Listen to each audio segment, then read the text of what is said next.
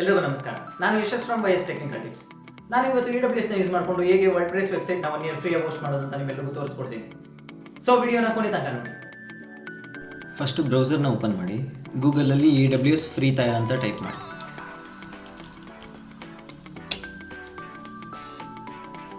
ಇವಾಗ ನೀವು ಇಲ್ಲಿ ಕಾಣ್ಬೋದು aws.amazon.com ಅಂತ. ಇದನ್ನು ಕ್ಲಿಕ್ ಮಾಡಿ. ಕ್ಲಿಕ್ ಮಾಡಿದ ನಂತರ ಇಲ್ಲಿ ಕ್ರಿಯೇಟ್ ಎ ಫ್ರೀ ಅಕೌಂಟ್ ಅಂತ ಬರುತ್ತೆ. ಅದನ್ನು ಕ್ಲಿಕ್ ಮಾಡಿ ನಿಮ್ಮ ಅಕೌಂಟ್ನ ಕ್ರಿಯೇಟ್ ಮಾಡ್ಕೊಳ್ಳಿ. ಆಲ್ರೆಡಿ ನಾನು ಅಕೌಂಟ್ನ ಕ್ರಿಯೇಟ್ ಮಾಡ್ಕೊಂಡಿದ್ದೀನಿ, ಸೊ ನನ್ನ ಅಕೌಂಟ್ಗೆ ಲಾಗಿನ್ ಆಗ್ತೀನಿ. ಒನ್ಸ್ ಅಕೌಂಟ್ ಲಾಗಿನ್ ಆಗ್ತಿದ್ದಂಗೆ ಡ್ಯಾಶ್ಬೋರ್ಡ್ ಈ ಥರ ಬರುತ್ತೆ. ಇಲ್ಲಿ ಸರ್ವಿಸಸ್ ಅಂತ ಕ್ಲಿಕ್ ಮಾಡಿ, ಕಂಪ್ಯೂಟರಲ್ಲಿ EC2 ಅನ್ನೋದನ್ನು ಕ್ಲಿಕ್ ಮಾಡಿ. ನಂತರ ಇಲ್ಲಿ ಲಾಂಚ್ ಇನ್ಸ್ಟೆನ್ಸ್ ಅಂತ ಇದೆಯಲ್ಲ, ಅದ್ರ ಮೇಲೆ ಕ್ಲಿಕ್ ಮಾಡಿ.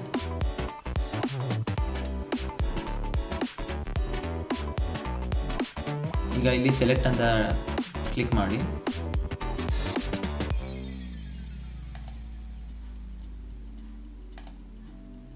ಇಲ್ಲಿ ನೀವು 8 GB ಅಂತ ಕಾಣ್ಬೋದು. ನೀವು ಎಕ್ಸ್ಪ್ಯಾಂಡಿಬಲ್ ಅಪ್ ಟು 30 GB ತನಕ ನೀವು ಎಕ್ಸ್ಪ್ಯಾಂಡ್ ಮಾಡ್ಕೊಬೋದು. ಬೈ ಡಿಫಾಲ್ಟ್ 8 GB ಕೊಟ್ಟಿರ್ತಾರೆ. ನಾನಿವಾಗ 30 GB ಎಕ್ಸ್ಪ್ಯಾಂಡ್ ಮಾಡ್ಕೊಳ್ತೀನಿ.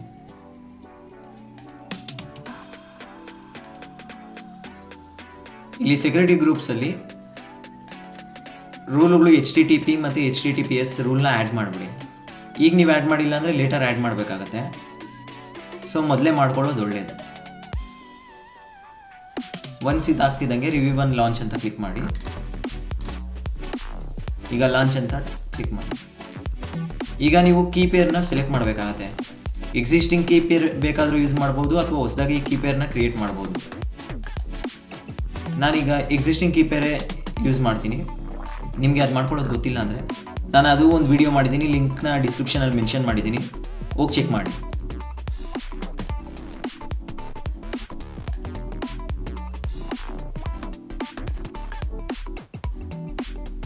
ಇವಾಗ ಮತ್ತೆ EC2 ಹೋಗಿ EC2 ಅಲ್ಲಿ ರನ್ನಿಂಗ್ ಇನ್ಸ್ಟೆನ್ಸ್ ಅಂತ ಕ್ಲಿಕ್ ಮಾಡಿ. ಈಗ ಇನ್ಶಿಯಲೈಸ್ ಮಾಡಿರೋ ಇನ್ಸ್ಟೆನ್ಸ್ ಬಂದು ಇನ್ನು ಇನ್ಶಿಯಲೈಸಿಂಗ್ ಆಗ್ತಾ ಇದೆ. ಇನ್ಸ್ಟೆನ್ಸ್ ಸ್ಟೇಟ್ ಬಂದು ಇನ್ನು ಪೆಂಡಿಂಗ್ ಆಗಿದೆ, ರನ್ನಿಂಗ್ ಆಗಿಲ್ಲ. ನಿಮ್ಮ ಇನ್ಸ್ಟೆನ್ಸ್ದ IP ಅಡ್ರೆಸ್ ಬಂದು ಇದಾಗಿರುತ್ತೆ. ಇವಾಗ ರನ್ನಿಂಗ್ ಆಯಿತು.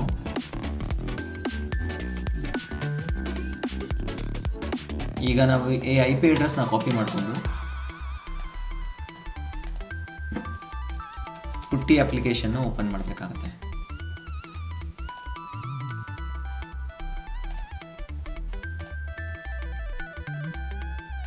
ಪುಟ್ಟಿ ಅಪ್ಲಿಕೇಶನಲ್ಲಿ ಹೋಸ್ಟ್ ನೇಮ್ ಬಂದು ಕಾಪಿ ಮಾಡ್ಕೊಂಡಿರೋ IP ಅಡ್ರೆಸ್ನ ಪೇಸ್ಟ್ ಮಾಡಿ, ಮತ್ತು ಸೇವ್ಡ್ ಸೆಷನ್ನಲ್ಲೂ ಕಾಪಿ ಮಾಡ್ಕೊಂಡಿರೋ IP ಅಡ್ರೆಸ್ನ ಸೇವ್ ಮಾಡಿ. ನಂತರ ಇಲ್ಲಿ ಡೇಟಾ ಮೇಲೆ ಕ್ಲಿಕ್ ಮಾಡಿ EC2 ಯೂಸರ್ ಅಂತ ಟೈಪ್ ಮಾಡಿ. ಅದಾಗ್ತಿದ್ದಂಗೆ SSH ಮೇಲೆ ಕ್ಲಿಕ್ ಮಾಡಿ. ಇಲ್ಲಿ ಕೀಪೇರ್ನ ನೀವೇನು ಡೌನ್ಲೋಡ್ ಮಾಡಿ ಪುಟ್ಟಿ ಪ್ರೈವೇಟ್ ಕೀ ಕನ್ವರ್ಟ್ ಮಾಡಿರ್ತೀರಾ, ಅದನ್ನು ಲೊಕೇಟ್ ಮಾಡಬೇಕಾಗತ್ತೆ.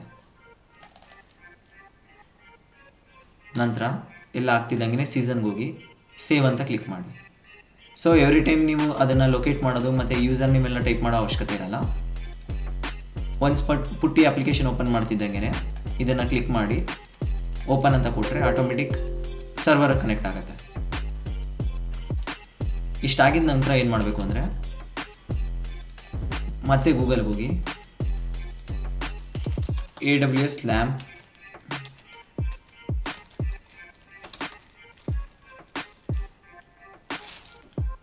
ಡಾಕ್ಸ್ AWS LAMP ಟ್ಯುಟೋರಿಯಲ್ ಅಂತ ಕ್ಲಿಕ್ ಮಾಡಿ, ಟೈಪ್ ಮಾಡಿ, ನಂತರ ಎಂಟರ್ ಮಾಡಿ. ಈಗ ಬಂದಿದೆಯಲ್ಲ, ಇದನ್ನು ಕ್ಲಿಕ್ ಮಾಡಿ. ಈ ಲಿಂಕ್ನ ಬೇಕು ಅಂದರೆ ಈ ಡಿಸ್ಕ್ರಿಪ್ಷನಲ್ಲಿ ಮೆನ್ಷನ್ ಮಾಡಿದ್ದೀನಿ, ಚೆಕ್ ಮಾಡಿ. ನಾನಿವಾಗ ಲಾಂಚ್ ಮಾಡಿರೋದು ಬಂದು Amazon Linux 2 ಇನ್ಸ್ಟೆನ್ಸ್. ಸೊ ನಾನು ಅದರ ಮೇಲೆ ಕ್ಲಿಕ್ ಮಾಡಿ ಈ ಕೋಡ್ನ ಕಾಪಿ ಮಾಡಿಕೊಂಡು ಇಲ್ಲಿ ಪೇಸ್ಟ್ ಮಾಡಿ. ರೈಟ್ ಕ್ಲಿಕ್ ಮಾಡಿದ್ರೆ ಪೇಸ್ಟ್ ಆಗುತ್ತೆ.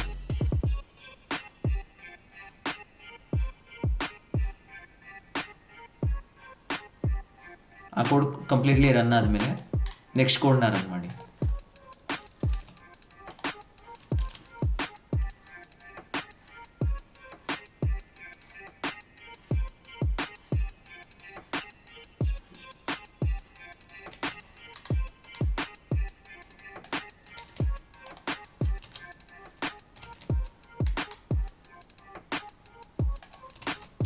ಈಚ್ ಆ್ಯಂಡ್ ಎವ್ರಿ ಕೋಡ್ನು ರನ್ ಮಾಡಬೇಕಾಗತ್ತೆ.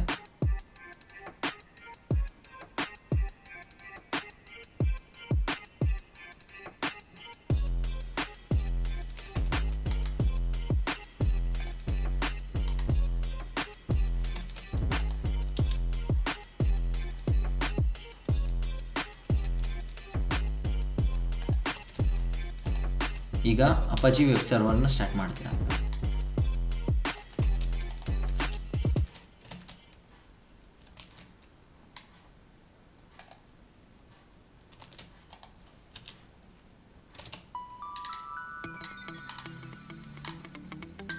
ಇಷ್ಟಾದಮೇಲೆ ನೀವು ಲಾಂಚ್ ಮಾಡಿರ್ತೀರಲ್ಲ ಇನ್ಸ್ಟೆನ್ಸ್ದು IP ಅಡ್ರೆಸ್ಸು, ಆ IP ಅಡ್ರೆಸ್ನ ಕಾಪಿ ಮಾಡಿಕೊಂಡು ಅಡ್ರೆಸ್ಸಲ್ಲಿ ನೀವು ಪೇಸ್ಟ್ ಮಾಡಿ ಎಂಟರ್ ಮಾಡಿದ್ರೆ ಇವಾಗ ನೀವು ನೋಡ್ಬೋದು ಅಪಾಚಿ ಸರ್ವರು ಕರೆಕ್ಟಾಗಿ ಪ್ರಾಪರಾಗಿ ಇನ್ಸ್ಟಾಲ್ ಆಗಿದೆ.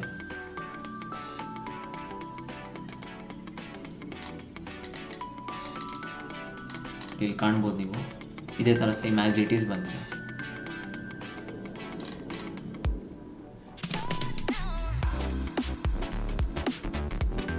ಇಷ್ಟ ಆಗ್ತಿದ್ದಂಗೆ ನೆಕ್ಸ್ಟ್ ಕೋಡ್ನ ರನ್ ಮಾಡೋದು.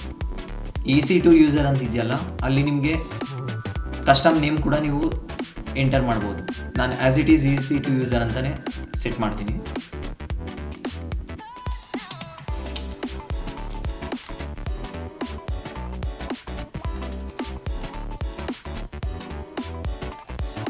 ಮತ್ತೆ ಪುಟ್ಟಿನ ಓಪನ್ ಮಾಡಿ.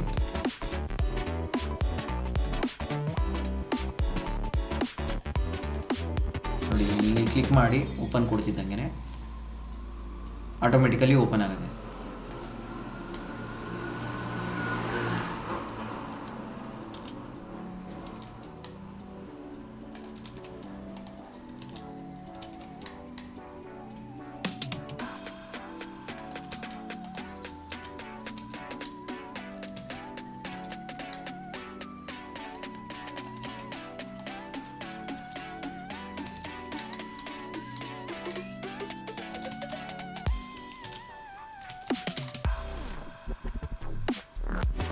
ಈಗ ಸೇಮ್ IP ಅಡ್ರೆಸ್ ಮುಂದೆ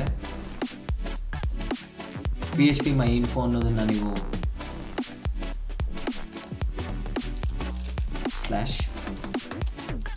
/phpinfo.php ಅಂತ ಕ್ಲಿಕ್ ಮಾಡಿದ್ರೆ ನೀವು ಇಲ್ಲಿ ಕಾಣ್ಬೋದು.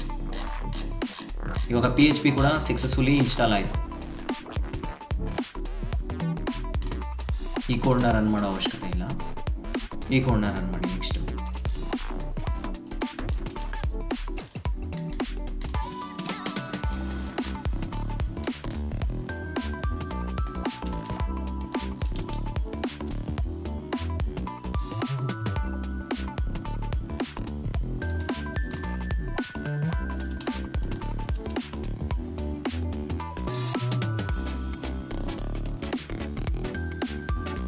ಆ್ಯಕ್ಚುಲಿ ಇವಾಗ ನೋಡಿ ಪಾಸ್ವರ್ಡ್ ಕೇಳ್ತಾ ಇದೆ. ರೂಟ್ ಪಾಸ್ವರ್ಡ್ ಬಂದು ಏನೂ ಇರಲ್ಲ. ಜಸ್ಟ್ ಎಂಟರ್ನ ಕ್ಲಿಕ್ ಮಾಡಿ. ಇವಾಗ ಪಾಸ್ವರ್ಡ್ ಸೆಟ್ ಮಾಡಬೇಕಂತ ಕೇಳುತ್ತೆ. ವೈ ಅಂತ ಕ್ಲಿಕ್ ಮಾಡಿ ಎಂಟರ್ ಮಾಡಿ. ನಂತರ ಪಾಸ್ವರ್ಡ್ ಕೇಳುತ್ತೆ, ಪಾಸ್ವರ್ಡ್ನ ಎಂಟರ್ ಮಾಡಿ. ಲೈಕ್ ನೀವು ಒಂದು ಓನ್ ಪಾಸ್ವರ್ಡ್ನ ಸೆಟ್ ಮಾಡಿ. ಪಾಸ್ವರ್ಡ್ನ ನೀವು ಟೈಪ್ ಮಾಡೋವಾಗ ಅಲ್ಲೇನೂ ಡಿಸ್ಪ್ಲೇ ಆಗಲ್ಲ. ನಿಮ್ಮ ಪಾಸ್ವರ್ಡ್ ಏನಿದೆಯೋ ಅದನ್ನು ಟೈಪ್ ಮಾಡಿ ಎಂಟರ್ ಮಾಡಿ. ನಂತರ ಮತ್ತೆ ಸೇಮ್ ಪಾಸ್ವರ್ಡ್ನ ಎಂಟರ್ ಮಾಡಿ. ನಂತರ ಎಲ್ಲದಕ್ಕೂ ವೈ ಅಂತ ಟೈಪ್ ಮಾಡಿ ಎಂಟರ್ ಮಾಡಿ. ಇಷ್ಟ ಆಗ್ತಿದ್ದಂಗೆ ನೆಕ್ಸ್ಟ್ ಕೋಡ್ನ ರನ್ ಮಾಡಿ.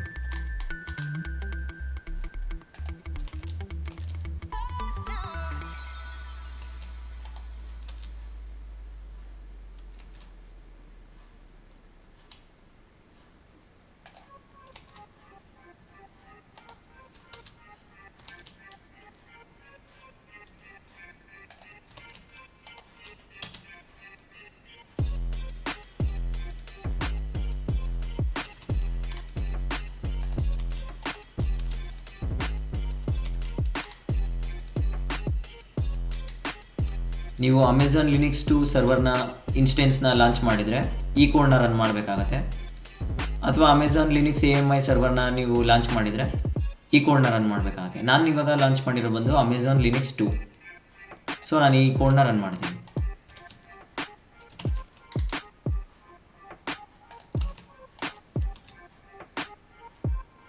ರೂಟ್ ಪಾಸ್ವರ್ಡ್ ಅವಾಗಲೇ ಏನು ಸೆಟ್ ಮಾಡಿದ್ವಿ ಅದನ್ನು ಇಲ್ಲಿ ಎಂಟರ್ ಮಾಡಬೇಕಾಗತ್ತೆ.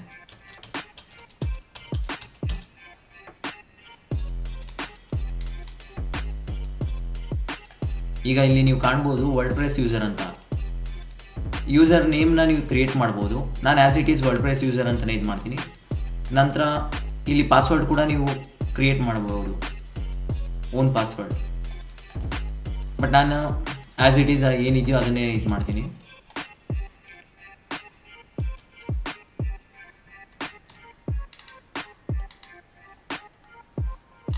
ಇಫ್ ಇಟ್ ಇನ್ ಕೇಸ್ ನೀವು ಇಲ್ಲಿ ಏನಾದರೂ ಕಸ್ಟಮ್ ಯೂಸರ್ ನೇಮ್ನ ನೀವು ಯೂಸ್ ಮಾಡೋಂಗಿದ್ರೆ ಎವ್ರಿ ಟೈಮ್ ನೆಕ್ಸ್ಟ್ ಕೋಡಿಂಗಲ್ಲೆಲ್ಲ ಅದನ್ನು ಚೇಂಜಸ್ ಮಾಡಬೇಕಾಗತ್ತೆ.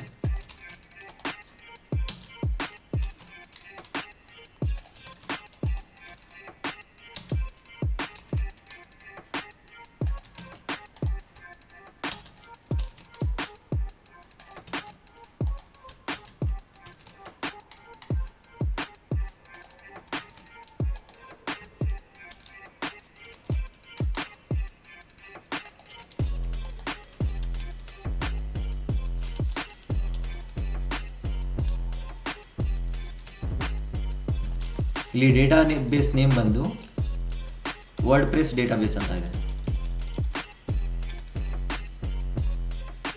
ನೀವು ಇಲ್ಲಿ ನೋಡ್ಬೋದು ವರ್ಡ್ಪ್ರೆಸ್ ಡೇಟಾಬೇಸ್.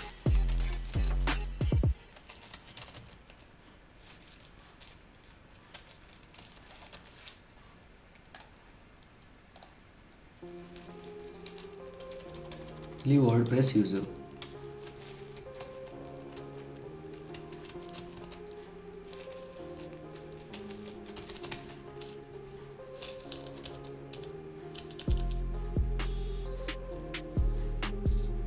ಡೇಟಾಬೇಸ್ ಪಾಸ್ವರ್ಡ್ ಬಂದು ಯುವರ್ ಸ್ಟ್ರಾಂಗ್ ಪಾಸ್ವರ್ಡ್ ಅಂತ ಇದೆ.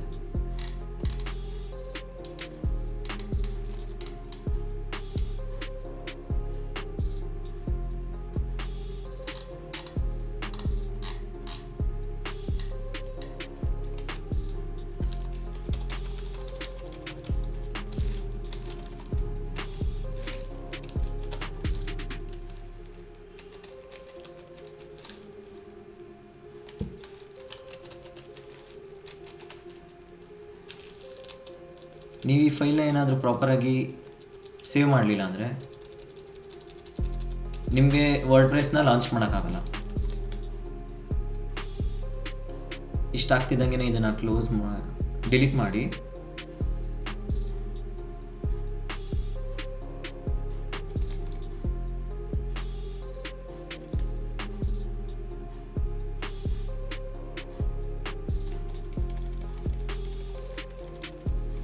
ಇಷ್ಟು ಡಿಲೀಟ್ ಆದ ನಂತರ ಈ ಲಿಂಕ್ನ ಕ್ಲಿಕ್ ಮಾಡಿ. ಈ ಲಿಂಕಲ್ಲಿರೋ ಕೋಡ್ನ ಕಾಪಿ ಮಾಡಬೇಕು. ಈ ಕೋಡ್ ಬಂದು ಎವ್ರಿ ಟೈಮ್ ನೀವು ಲಿಂಕ್ನ ಕ್ಲಿಕ್ ಮಾಡಿದಾಗ ಯೂನಿಕ್ ಕೋಡ್ ಜನ್ರೇಟ್ ಆಗುತ್ತೆ.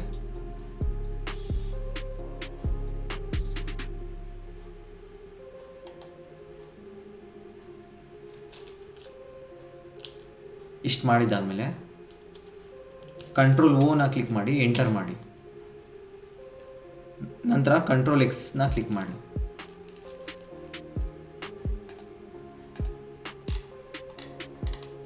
ಇಷ್ಟ ಆಗ್ತಿದ್ದಂಗೆ ನೆಕ್ಸ್ಟ್ ಕೋಡ್ನ ರನ್ ಮಾಡಿ.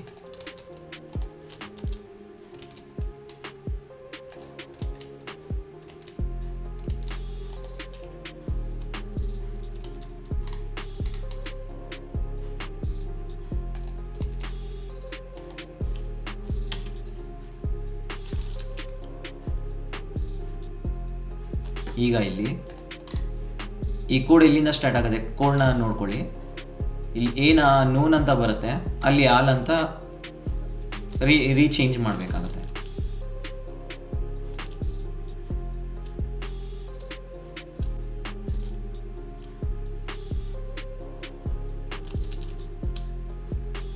ಇದನ್ನು ಚೇಂಜ್ ಮಾಡಬೇಕು ಅಂದರೆ ಫಸ್ಟ್ ಐನ ಕ್ಲಿಕ್ ಮಾಡಬೇಕಾಗುತ್ತೆ.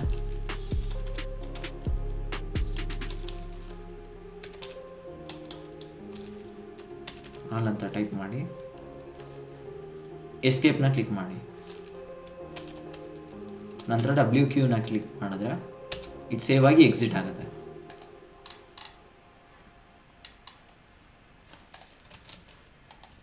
ನಂತರ ಈ ಕೋಡ್ನ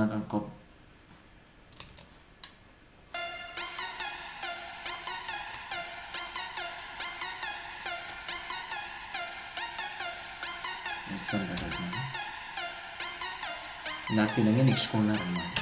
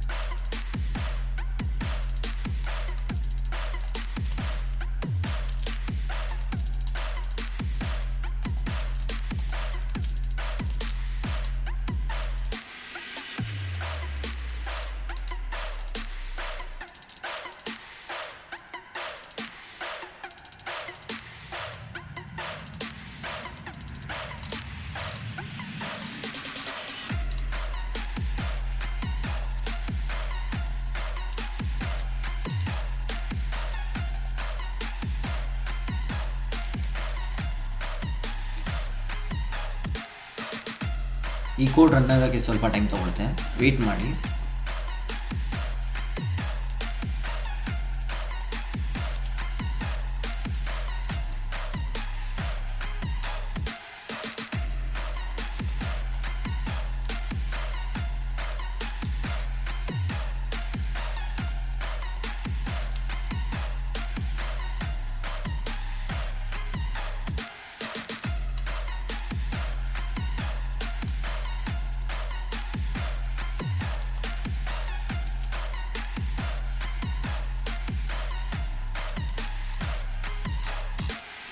ಇಷ್ಟು ಆಗ್ತಿದ್ದಂಗೆ ಈಗ ನಿಮ್ಮ IP ಅಡ್ರೆಸ್ನ ರನ್ ಮಾಡಿದ್ರೆ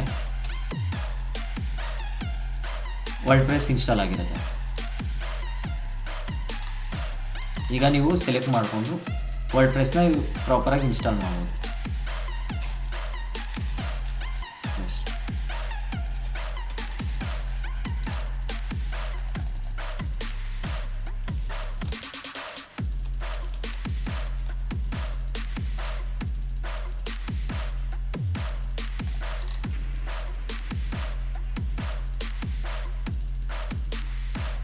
ಈಗ ನಿಮ್ಮ ವರ್ಡ್ಪ್ರೆಸ್ ವೆಬ್ಸೈಟ್ಗೆ ನೀವು ಲಾಗಿನ್ ಆಗ್ಬೋದು.